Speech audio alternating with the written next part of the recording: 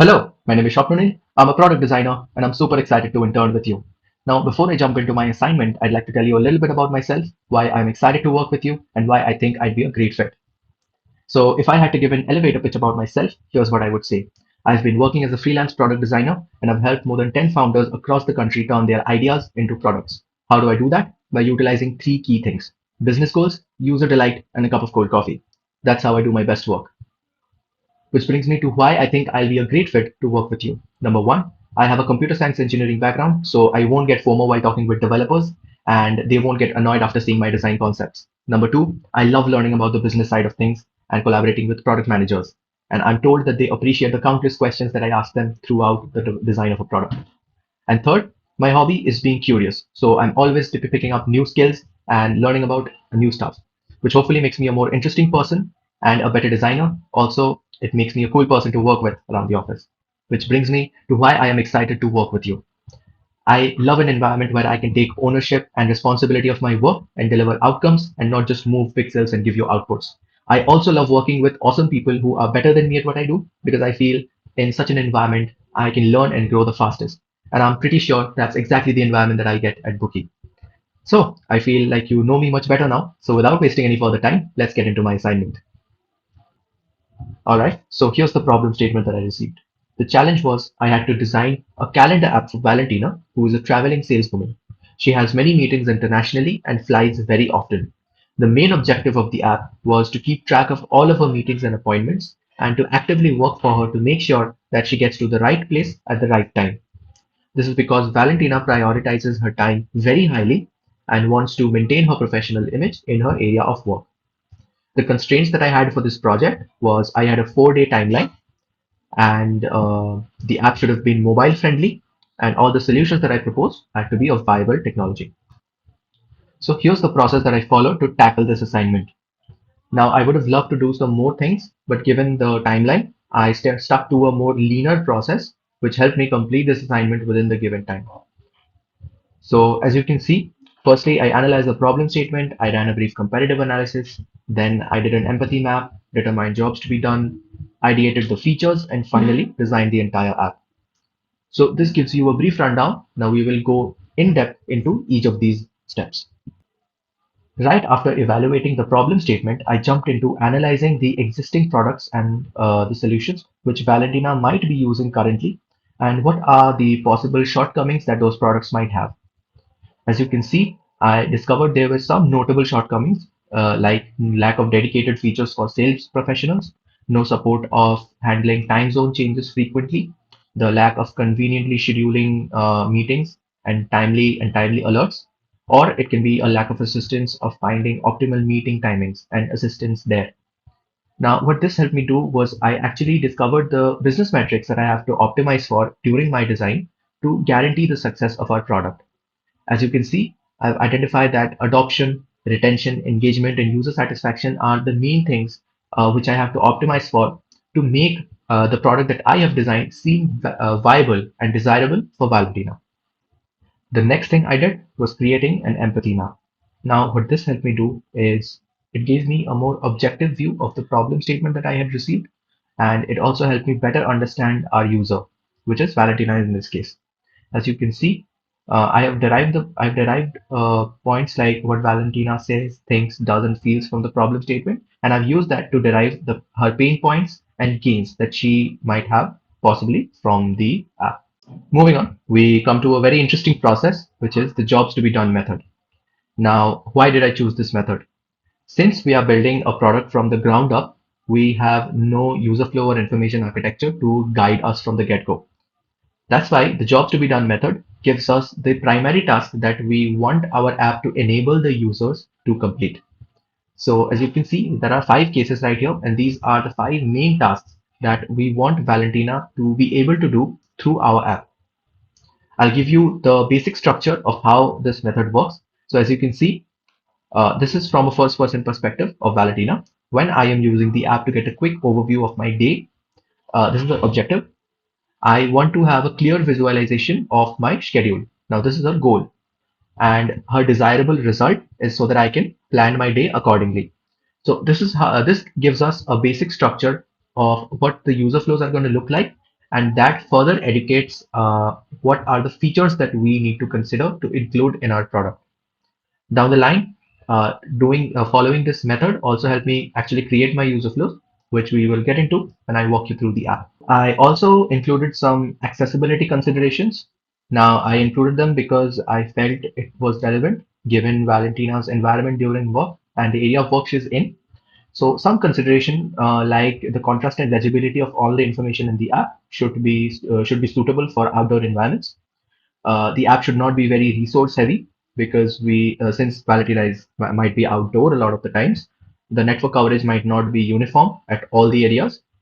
To ensure smooth operation of the app, the resources should be fairly lightweight. Accurate time zone tracking by utilizing all possible technologies like GSM and GPS services as needed, and also integrating the map features to help Valentina reach the right places during her meetings. After conducting all of the processes that I've explained up till now, I finally created the key features. Now, these features also describe the user flow, which we will get into really soon. But obviously, these six are not the only features and user flows that we can include in the app. But for the premise of this assignment, I have explored upon these six. And all of these design decisions, by the way, are educated by the takeaways that I have from my research. There are obviously assumptions that I made before tackling this challenge, and those, as you can see right here, is Valentina always has access to either cell service or an internet connection, including the flight Wi-Fi. And number two, she has the basic contact information of all the people she is scheduling meetings with, which means email and phone number. Now we are very close to actually getting into the app ourselves and exploring it. But before that, I'd like to tell you about the mood board and the style guide that I created. The mood board is specifically for visual design inspiration and how the app will look and feel. And as for the style guide, you can see I have chosen the typeface Inter.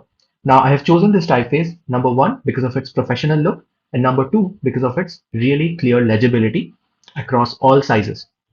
And the color palette is also a dynamic color palette to sort of communicate different things to the user and not just show the user boring text all the time.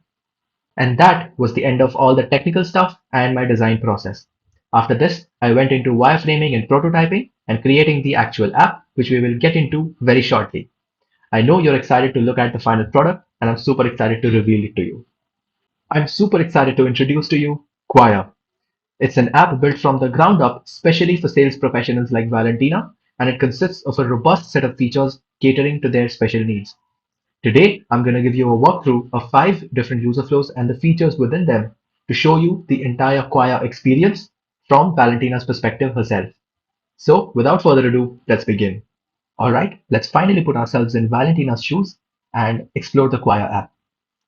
So Valentina is in a flight. She's flying to her destination of the day and she has quite a few meetings coming up. So she decides to open up the Quire app, have a look at her schedule to see what she's got coming up. Now, this is the screen that she sees right after opening the app. As you can see, the home screen is divided into two distinct parts, the top bar and the timeline. The top bar consists of the current time zone she is in and the time there, a calendar view icon, and a menu button to take her to her profile. Below that, we have a slider which helps Valentina browse to nearest dates to check out her schedule very seamlessly. Now we come to the second part of the home screen, which is the schedule. As you can see right here, it shows up with the current date and the number of events she has on that day. Here we have got a timeline and this line denoting the current time and also along with a pointer which tells her how much time is remaining before her first meeting of the day or her next meeting or appointment of the day. As you can see, Valentina can obviously scroll down and look at all of the things she has going on today. But what if Valentina wants a more bird's eye view and quickly wants to go through the list of things and list of people she has to meet today? Obviously, she can do that. She can simply click on this arrow right here. What this does is, yeah, it collapses the timeline and shows you a list view of all the events and their timings that you have going on today. This is how Valentina can explore her schedule very seamlessly if she just wants a quick view without the entire timeline and having her scroll the entire way to the end of the day. Next, let's say Valentina wants to check out her schedule for a much later date. Will she scroll here again and again till she reaches the ideal date? No, that's not a viable option. So what Valentina does here is she clicks on this calendar icon. When Valentina clicks on this calendar icon, the top bar of the app expands and you have a calendar view. You can browse to any date right here, and the timeline will instantly show you your schedule for that particular day. Now let's say Valentina selects the 8th of January. As you can see, instantly we jump to the 8th of January and all the adjacent dates after that. And as you can see right here, we are currently looking at the schedule of 8th of January 2024. She has one event that day for now, and that's what Valentina has had to check. And now that she's done with it, should she go to the calendar and do it all over again to go to the current day? No. She can instantly click on back to today button, and there she is. She is back to her homepage at her current timeline. This is how the home screen of the Quire app functions. And as you can see, there is only one main CTA in the entire app, which is the create new button. Now this is the user flow that we are going to enter next, where we will seamlessly create a new event for Valentina's schedule. So let's talk about the event creation flow of the Quire app. So Valentina is still on her flight, but she realizes that she has to schedule a new meeting. She quickly opens up the app to create said meeting, and this is the obviously the screen that she is welcomed with. Now to create a new meeting, Valentina will click this obvious CTA right here in the home screen, and after clicking that, this is the screen that she is welcomed with. Now let's break down the new event screen for you. You don't have to fill out a boring form to create a new event in the Quire app. All of the information that you need to set up an event is right in your viewport from the get-go and not a single scroll away. We have the date right here, the event type right here, and all of the other details like who you're meeting with, what organization they're from, what's the agenda of the meeting or the location of the meeting, along with the most important thing, just time. Now, when it comes to the time, I'd like to show you an interesting feature that I've included in the Quire app. Now, Valentina is a busy person, and obviously, throughout her day, she won't have the capability to remember all of the things that she has going and remembering what are the time slots that she has free in the day. But if she wants to set up a meeting very quickly and conveniently find a time to do so, here are the smart filter options in the Quire app. As you can see, she can set a slot. She can set timing for the first 30-minute slot of the day, which she has free. She can set up a meeting very conveniently after all other meetings or the first slot that she has free after noon. So here are some explorations that I have to sort of incorporate these smart time detection options. And obviously, Valentina can input these time limits manually and also select the time zone which she wants to operate for in that meeting. So let's begin. So firstly, Valentina, she selects the type of the event, and after that, she has to set up the date. So Valentina clicks on the calendar icon, and this modal opens up with the calendar. She selects the date. She selects it to be the 2nd of January, and then she confirms it. After that, Valentina opens up the contact modal. Now, here's another thing where the Quire app helps Valentina out. Valentina schedules meetings a lot, and all of the people that she's meeting with, she has their contact information. Now, the recent ones with whom she has set up meetings with, the organization that she recorded for them will be stored in the Quire app, so that the next time Valentina wants to instantly schedule a meeting and selects their name, this is what happens.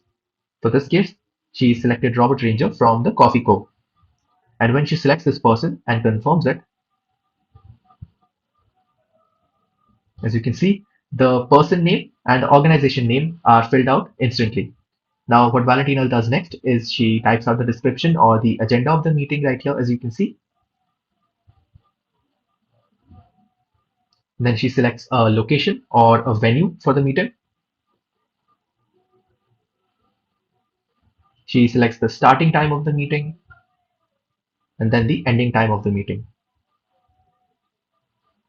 And after she has filled out all of this information, she can check out all of the details and like correct them if she wants to very conveniently. And after that, she will create the event. After that event is created, she comes back to the home page and is welcomed by this toast pop-up. which tells her that the event has been created, and she can click on this view button right here to go to the event card of the event that she just scheduled.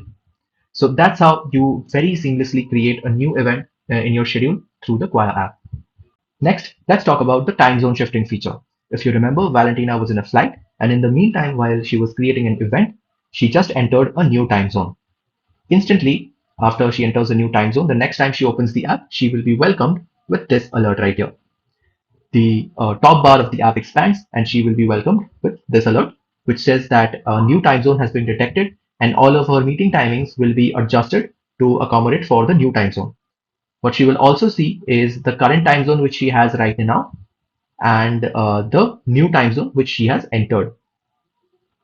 She can confirm this change right here, or if it's just an area that she's passing over during her travels, she can obviously revert back these changes. Now, let's say she wants to actually convert these changes. And right when she confirms it, as you can see, the time zone is also changed right here, as well as the relative time as compared to GMT is also reflecting right here. And all of our meeting times will be shifted accordingly. Now let's talk about the actions and alerts. So Valentina was traveling, but she has now landed and she is in a cab on her way to her first meeting of the day. Now, during this time, Valentina, understandably, wants a refresher. She uses the app to get an overview of the meeting when something unexpected happens. So she has opened up the app and she wants to get an overview of her next meeting. As you can see, the next meeting is with James from SB Capitals. Valentina can click on this card, and right when she clicks on it, this card expands upon over the home screen, and as you can see, you have a more detailed view of the entire event. It will show you how much time is remaining before the meeting starts, the title of the event, the agenda of the meeting, the entire timing, the duration, the location, and you've also got two secondary actions that you can do. You can call the attendee of the meeting right from here, or you can request a reschedule if you think postponing the meeting is required. Now there are also two main buttons right here, which is get directions. Now this will direct you to your Google Maps or Apple Maps app, which will instantly start a journey from your current location to the venue of the meeting. Or if Valentina predicts that she might be running a little late and she might get to the venue a little later than planned, then she can click on this running late button. Now, while Valentina was checking out a schedule, she forgot to notice that it's almost 9:55 and her meeting starts from 10. 5 minutes are remaining till her meeting, and this is the unexpected thing that I was talking about. She's still stuck in traffic, and it will maybe take her some few more minutes to get to her the venue. But the Quire app obviously keeps track of this. She gets this alert that the meeting starts in 5 minutes. It will also show you a card of the meeting in question right here, and two main actions, which is running late and get directions. Obviously, by now, if Valentina has reached the venue, she can dismiss this card by clicking on this cross button right here. She can get the direction, like I said, from the Maps app instantly. Or if she is actually running late and decides and understands that she will come in a little later for the meeting, she can click on this running late button. Now this is where the interesting thing happens. After clicking on this running late button, the in-app mail feature of the Quire app kicks in. Valentina can obviously edit this email right from here and then click on the send button to inform the attendee about her late arrival. Now let's say Valentina actually wants to reschedule this meeting. She can obviously do that very seamlessly right from this home screen. So we begin right where we were in the home screen, and Valentina wants to reschedule this meeting with James from SB Capitals. What does she do now? She clicks on this card to open up the expanded view, and like I showed previously, you have the request reschedule button right here. Valentina clicks on here, which takes her to the event rescheduling page. This looks pretty similar to the creating a new event, but obviously all the details are filled out right here. She actually decides to change the date of the meeting from 1st of January to 3rd January 2024.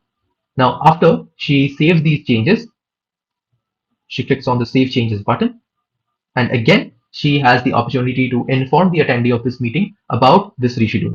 So all of the features that I've showed you up till now are also backed by a very active notification system to keep you posted about all of the different details about your schedule of the day. As you can see, you will keep receiving updates about changing time zones, your next meeting, or alerts about reaching the venue in time. And with that, we've finally reached the end of the video. Thank you so much for sticking around. I hope you had a great time getting to know me and having a look at my work. I can't wait to hear back from you, and I'm super excited for this opportunity. Thank you.